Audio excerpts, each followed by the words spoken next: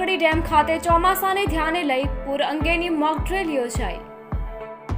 સાબરકાંઠા જિલ્લામાં હિંમતનગરના ઇન્દ્રાસિંહ જયરાશે યોજનાના માંકડી ડેમ ખાતે પ્રાંત અધિકારી શ્રી પાર્થ ગોસ્વામીની ઉપસ્થિતિમાં નાગેશ્વરી કંપા કેચમેન્ટ એરિયામાં ચોમાસાને ધ્યાનમાં લઈને પૂર અંગેની મોક ડ્રીલ યોજવામાં આવી હતી, જેમાં રાહત અને બચવા અંગેની કામગીરી કરવામાં આવી હતી।